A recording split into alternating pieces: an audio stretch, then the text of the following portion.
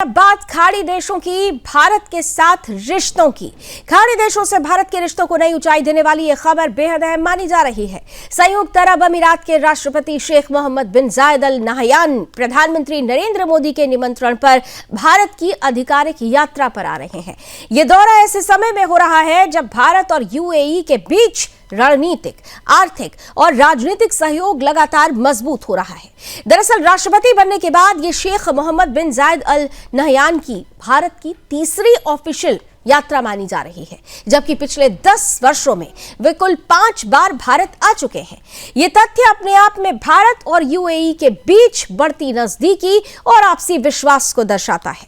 विदेश मंत्रालय के अनुसार इस दौरे के दौरान प्रधानमंत्री नरेंद्र मोदी और राष्ट्रपति नहयान के बीच व्यापक रणनीतिक साझेदारी को नई दिशा देने पर गहन चर्चा होगी। दोनों नेता रक्षा, व्यापार, निवेश, ऊर्जा, प्रौद्योगिकी, खाद्य सुरक्षा और लोगों के बीच संपर्क जैसे अहम क्षेत्रों में सहयोग को और मजबूत करने के उपायों पर विचार करेंगे। वास्तव में भारत और यूएई के दृष्टिकोण कई क्षेत्रीय और वैश्विक मुद्दों पर काफी हद तक समान है। ऐसे में इस यात्रा के दौरान इन विषयों पर भी विचार का आदान प्रदान होने की उम्मीद है। बदलते वैश्विक हालात में दोनों देश एक दूसरे को भरोसेमंद रणनीतिक साझेदार के रूप में देख रहे हैं। पिछले कुछ वर्षों में भारत और यूएई के बीच उच्च स्तरीय संपर्कों में उल्लेखनीय तेजी आई है।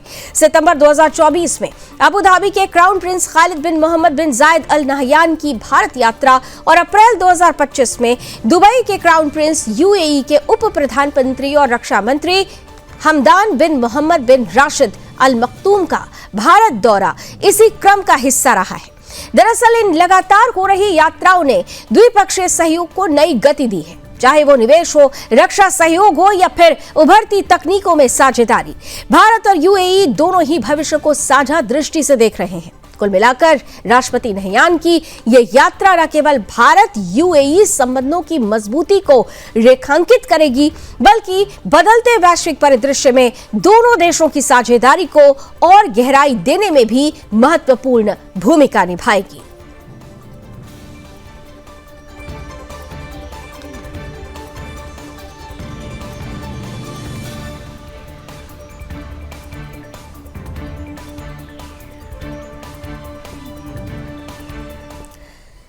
इधर अमेरिकी राष्ट्रपति डोनाल्ड ट्रंप द्वारा ग्रीनलैंड को लेकर यूरोपीय देशों पर टैरिफ लगाने की धमकी के बाद यूरोप और अमेरिका के बीच व्यापार तनाव तेज हो गया है।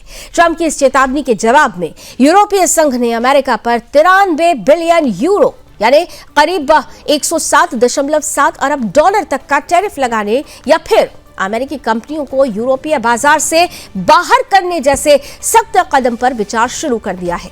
डोनाल्ड ट्रंप लंबे समय से डेनमार्क के स्वायत्त शासी क्षेत्र ग्रीनलैंड पर अमेरिका का दावा जताते रहे हैं। उन्होंने social media platform truth social पर साफ शब्दों में कहा कि यदि ग्रीनलैंड को लेकर कोई समझौता नहीं हुआ तो अमेरिका 1 फरवरी से Denmark, Norway, Sweden, France, Germany, Netherlands, Finland और ब्रिटेन से आने वाले सामान पर 10% अतिरिक्त टैरिफ लगाएगा।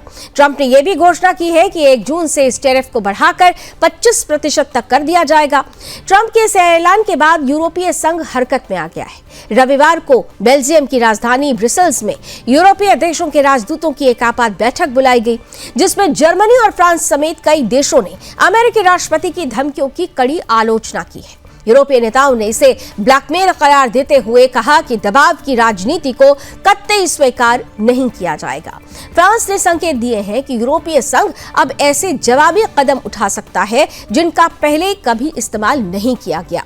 फाइनेंशियल टाइम्स की रिपोर्ट के अनुसार यूरोपीय देश अमेरिका पर 93 बिलियन यूरो तक के टैरिफ लगाने या फिर बड़ी अमेरिकी कंपनियों को यूरोपीय बाजार से बाहर करने जैसे विकल्पों पर गंभीरता से विचार कर रहे हैं। बताया जा रहा है कि इस हफ्ते स्विट्जरलैंड के डावोस में होने वाले वर्ल्ड इकोनॉमिक फोरम के दौरान यूरोपीय देश ट्रंप पर दबाव बनाने की रणनीति अपना सकते हैं। इस घटनाक्रम ने वैश्विक व्यापार युद्ध की आशंकाओं को और बढ़ा दिया है।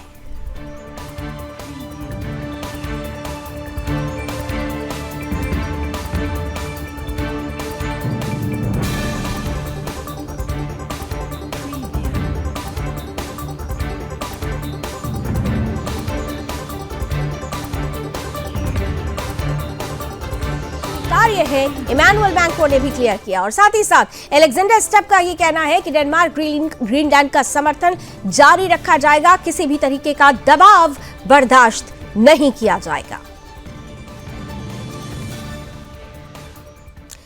इधर सेंट्रल और दक्षिणी चिली के जंगलों में फैली भीषण आग अब एक बड़े मानवीय संकट में बदल चुकी है। आग की लपटों ने जंगलों के साथ साथ बस्तियों को भी अपने चपेट में ले लिया है और हालात ऐसे हैं कि हजारों लोग रातों रात बेघर हो गए हैं। दरअसल चिली के सेंट्रल और दक्षिणी इलाकों में लगी इस भीषण जंगल की आग में अब तक कम से कम 18 लोगों की मौत की पुष्टि हो चुकी है, जबकि 50,000 से ज्यादा लोग अपना घर छोड़कर सुरक्षित स्थानों पर शरण लेने को मजबूर हो गए हैं। हजारों एकड़ जंगल जलकर खाक हो चुके हैं, सैकड़ों घर पूरी तरह तबाह हो गए हैं और सबसे ज्यादा प्रभावित इलाकों में बायोबियो और नबल क्षेत्र बताए जा रहे हैं, जहां हालात लगातार बिगड़ते जा रहे हैं। रिपोर्ट से कह रही है कि इन इलाकों में तापमान 38 डिग्री सेल्सियस से ऊपर दर्ज किया गया है। वहीं तेज हवाओं ने आग को और तेजी से फैलने में मदद की है। आग इतनी तेजी से आगे बढ़ी कि कई जगह लोगों को संभलने तक का मौका नहीं मिला। स्थानीय अधिकारियों का कहना है कि कई लोग रात के समय अपने घरों में सो रहे थे, तभी अचानक आग ने पूरे इलाके को घेर लिया।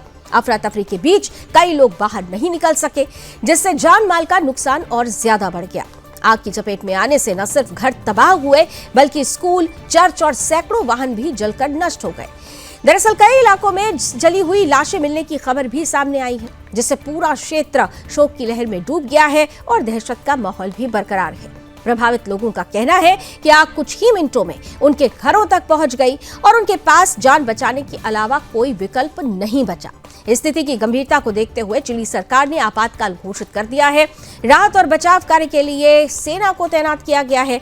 दमकल कर्मी, सेना और स्वयंसेवी संगठन मिलकर आग पर काबू पाने की कोशिशों में जुटे हुए हैं। हालांकि स्थानीय प्रशासन ने यह भी स्वीकार किया है कि शुरुआती चरण में मदद समय पर नहीं पहुंच सकी, जिससे नुकसान और ज्यादा बढ़ गया। सरकार ने प्रभावित लोगों के लिए अस्थायी शिविर, भोजन और चिकित्सा सहायता उपलब्ध कराने के निर्देश दिए हैं, लेकिन मौसम की प्रतिकूल परिस्थितियां राहत कार्यों में लगातार बाधा बन रही हैं। तेज हवाएं और बढ़ता तापमान आग को और भड़का रहा है। चिली पहले भी इस तरह की भीषण जंगल की आग झेल चुका है और विशेषज्ञ इसे जलवायु परिवर्तन से जोड़कर देख रहे हैं, जहां चरम मौसम की घटनाएं लगातार बढ़ती जा रही हैं। फिलहाल पूरा चिली इस आपदा से जूझ रहा है और हालात पर काबू पाने की जंग लगातार जारी है। जहां यूरोप के आधुनिक रेल नेटवर्क पर ऐसा हादसा जिसने एक ही झटके में दर्जनों जिंदगियां छीन ली। रात के सन्नाटे में लोहे की पटरियों पर चीखें गूंज उठी और एक सामान्य ट्रेन यात्रा भयावह त्रासदी में बदल गई। दरअसल ये पूरा मामला स्पेन के कॉर्डोबा प्रांत से जुड़ा हुआ है, जहां रविवार रात 2 ट्रेनों के बीच हुई भीषण टक्कर ने पूरे देश को झकझोर दिया। रिपोर्ट से कह रही हैं कि मलागा से मैड्रिड जा रही एक यात्री ट्रेन अचानक पटरी से उतर गई। पटरी से उतरने के बाद ट्रेन पास की दूसरी लाइन पर चली गई और वहीं इसकी टक्कर मैड्रिड हुएल्वा रूट पर चल रही हाई स्पीड एवी ट्रेन से हो गई। कुछ न्यूज एजेंसी के अनुसार इस हादसे में अब तक 39 लोगों की मौत की पुष्टि हो चुकी है, जबकि 73 यात्री घायल बताए जा रहे हैं। दोनों ट्रेनों में करीब 500 यात्री सवार थे, यानी सैकड़ों लोग इस दुर्घटना के प्रत्यक्ष गवाह भी बने और कई यात्रियों ने अपने सामने अपनों को खो दिया। वास्तव में हादसे की भयावहता का अंदाजा प्रत्यक्षदर्शियों की बातों से लगाया जा सकता है। यात्रियों ने बताया कि टक्कर इतनी जोरदार थी कि भूकंप जैसा झटका महसूस हुआ। कुछ ही सेकंड्स में ट्रेन के डिब्बे एक दूसरे से टकरा गए। स्पेनिश पब्लिक ब्रॉडकास्टर के पत्रकार भी ट्रेन में सवार थे। उन्होंने बताया कि ट्रेन के आखिरी 2 डिब्बे पटरी से उतर गए, जिनमें से एक पूरी तरह से पलट गया। ट्रेन शाम 6:40 पर रवाना हुई थी, लेकिन कुछ ही देर के बाद अचानक जोरदार झटका लगा और हालात बेकाबू हो गए। यात्रियों को हथौड़ों से खिड़कियों को तोड़कर बाहर निकलना पड़ा। कई यात्रियों को बाहर निकलते समय गंभीर चोटें भी आई। स्थानीय स्वास्थ्य मंत्री एंटोनियो सेंचकी ने कहा है कि मृतकों की संख्या और ज्यादा बढ़ सकती है। घायलों को 6 अलग-अलग अस्पतालों में भर्ती कराया गया है। वहीं एडीआईएफ ने मैड्रिड और अंडालुसिया के बीच सभी ट्रेन सेवाएं अगले आदेश तक निलंबित कर दी है। स्पेन के परिवहन मंत्री हालात पर नजर बनाए हुए हैं। रेस्क्यू ऑपरेशन में सेना की इमरजेंसी यूनिट्स और रेड क्रॉस की टीमें शामिल हैं। यह हादसा न केवल स्पेन बल्कि पूरे यूरोप के लिए रेल सुरक्षा पर गंभीर सवाल खड़े करता है।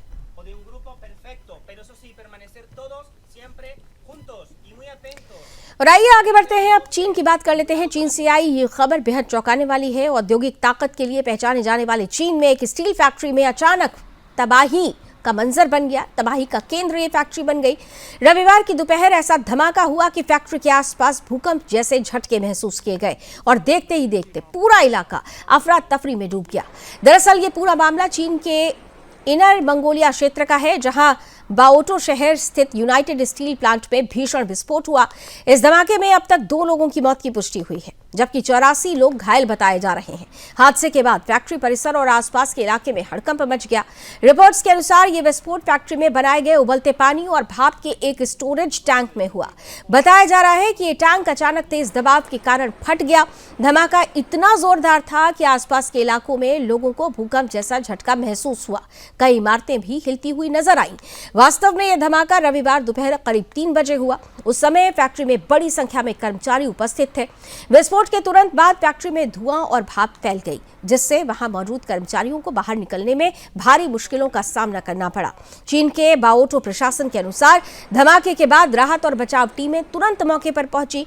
घायलों को नजदीकी अस्पतालों में भर्ती कराया गया। कई घायलों की हालत गंभीर बताई जा रही है। वहीं फैक्ट्री में मौजूद 8 अन्य लोग अब भी लापता हैं, जिनकी तलाश के लिए सर्च ऑपरेशन लगातार जारी है। दरअसल इस हादसे के बाद चीनी पुलिस भी एक्शन में आ गई है। पुलिस ने स्टील फैक्ट्री से जुड़े कई लोगों को हिरासत में लिया है, ताकि ये पता लगाया जा सके कि विस्फोट लापरवाही का नतीजा था या किसी तकनीकी चूक का। स्थानीय प्रशासन ने यह भी बताया कि बाओगांग यूनाइटेड स्टील प्लांट एक सरकारी स्वामित्व वाली कंपनी है। ऐसे में इस धमाके ने चीन की औद्योगिक सुरक्षा व्यवस्था पर भी सवाल खड़े कर दिए हैं। फिलहाल फैक्ट्री को पूरी तरह सील कर दिया गया है। जांच एजेंसियां विस्फोट के कारणों की परत दर परत जांच कर रही है और पूरी दुनिया नजरें गड़ाए बैठी है इस बात पर कि आखिर ये भीषण हादसा हुआ कैसे। इसके कारणों का जल्द ही पता लगाया जाए।